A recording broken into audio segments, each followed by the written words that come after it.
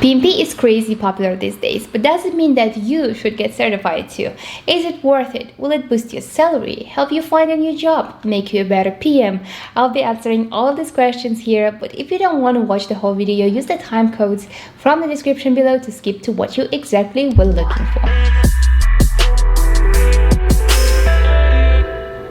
Hi, this is Inuza talking project management on YouTube, and I always go straight to the point. So, why PMP is popular among organizations? First of all, PMBOK is a standard that helps you communicate more efficiently. If you use the same language, you are able to understand your colleagues better, which makes it easier for everyone to stay aligned around company's goals.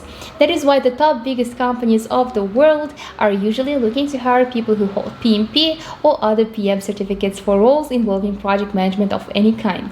And these top companies are usually the most diverse ones, as they hire people of different experiences.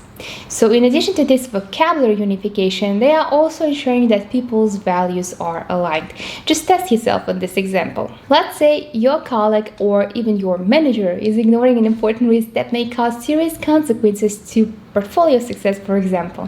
He's doing that in favor of his own project, as he's afraid that it will be closed as soon as his management finds out about the potential problem. And he was hoping to get a promotion for delivering the project. He maybe promises one to you, and he has 5 kids and an expensive loan. Maybe you two even happen to be close friends. What would you do? I'm sure you understand that if it happened, your colleague would put your portfolio and maybe even the whole company at risk. Therefore, this risk should be properly handled. Today's me definitely agrees with that, but I wonder what would have the old Inuza say about it, because as someone who was born and raised in Russia, I mostly functioned under specific culture of directive management styles, where the one who is in charge always knows better. This starts from kindergarten and school and was carried on to my very first job. If I didn't have other experiences, I would have not learned a proper project management like PMBOK.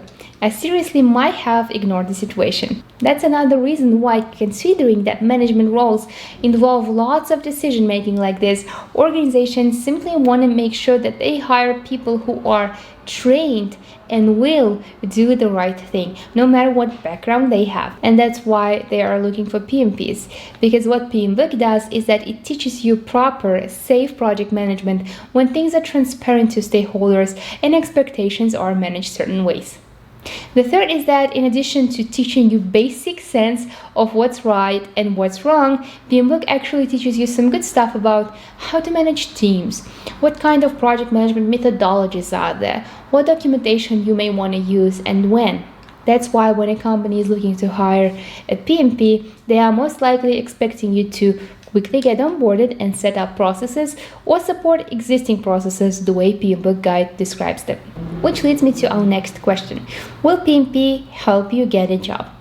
As a friend of mine once told me, PMP helps me get an interview, the rest is up to me. So yes, if you hold a PMP certificate, in a way you have better chances, especially if company is looking for PMP specifically. Check out LinkedIn jobs, for example. A lot of openings for PM roles have PMP certification listed in basic or at least preferred requirements. This includes not only project and program management roles, but product management roles as well. But keep in mind that your resume should speak PMBOK language as well. So if you are in the market for a job, make sure that your resume is concise and you describe things the way they are described in PMBOK. Same applies to the interview itself. Make sure that you prepare stories to tell using PMBOK terms.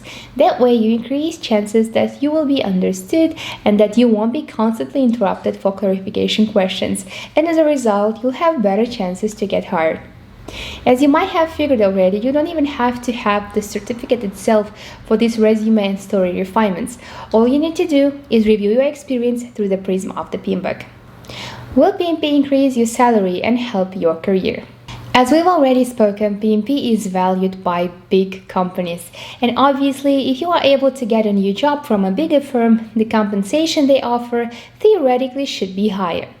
But if you ask me whether you'll get automatically promoted or your company decides to increase your salary just because of you passing PMP exam, my answer is not necessarily. Well, it's worth trying anyway, so I encourage you to absolutely tell your line manager that you are now a PMP immediately after passing the exam, and you definitely use it as one of the bullet points when asking for promotion or revisiting the topic of your compensation.